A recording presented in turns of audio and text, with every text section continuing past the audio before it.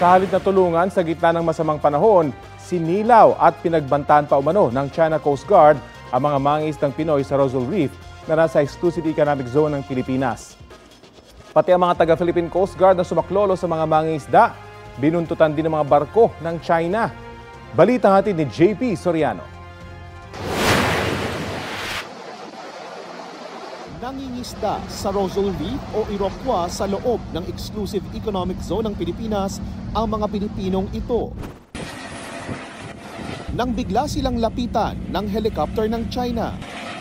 Nag-hover siya ng mababang lipad lamang at 15 feet at ginagawa niya ito sa mga mangingisdang Pilipino.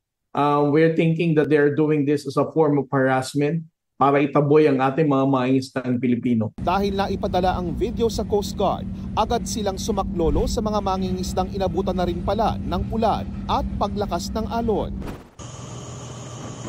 Kabilang kami sa mga media personnel na sumama sa kanila sakay ng BRP Cape Engaño nitong Sabado, kasunod ang BRP Melchora Aquino, isa sa pinakamalaking Philippine Coast Guard vessel. Pero di pa man nakalalayo sa Palawan, ay sinundan na kami ng Chinese Coast Guard vessel na ito pasado alas 5 ng hapon.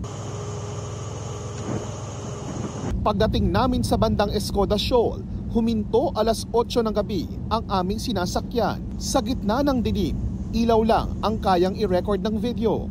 Pero kitang-kita naming dumaan sa aming harapan ang barko ng China Coast Guard. Narinig din namin ang ilang beses na radio challenge ng China para palayuin ang Philippine Coast Guard sa umano'y teritoryo nila. Pasado alas 10 ng gabi, muling napahinto ang sinasakyan naming barko dahil din sa pagdaan ng China Coast Guard. This is very dangerous. Maaaring magdulot ito ng banggaan at maging resulta ng isang sakuna. We were able to prevent this kind of collision with the Chinese Coast Guard.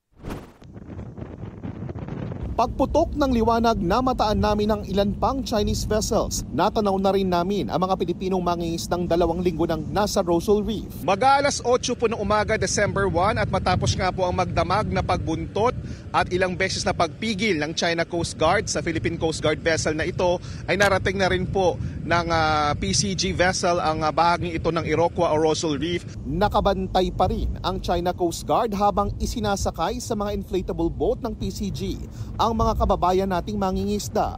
Sa isang punto, ibinaba pa nila ang kanilang maliit na speedboat pero di naman lumapit sa amin. Ang China Coast Guard tinawag na iligal ang pagtitipon ng mga sasakyang pandagat ng mga Pilipino sa Roswell Reef, kaya gumawa sila ng kaukulang hakbang. Kwento ng mga Pilipino, lumubog ang 2 sa 20 nilang bangka dahil sa masamang panahon.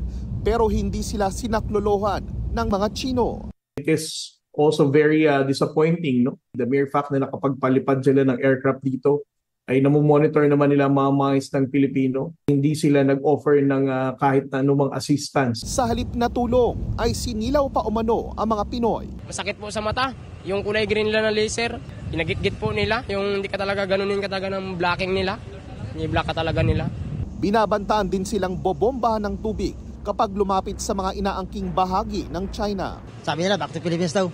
At sa kabila ng mga natapos ng pag-uusap sa pagitan ng China at Pilipinas gaya ng Bilateral Consultation Mechanism o BCM, lumalabas na patuloy pa rin ang China Coast Guard sa pagpigil, pagbuntot sa mga sasakyang pandagat ng Pilipinas dito sa West Philippine Sea, bagay na iligal ayon sa 2016 arbitral ruling.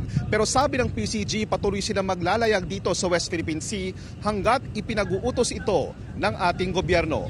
JP Soriano, nagbabalita para sa GMA Integrated News. Gate naman ng Chinese Foreign Ministry, hindi factual o makatotohanan ng claim ng Pilipinas. Anila sila ang may karapatan sa Roswell Reef at iba pang bahagi ng Spratly Islands.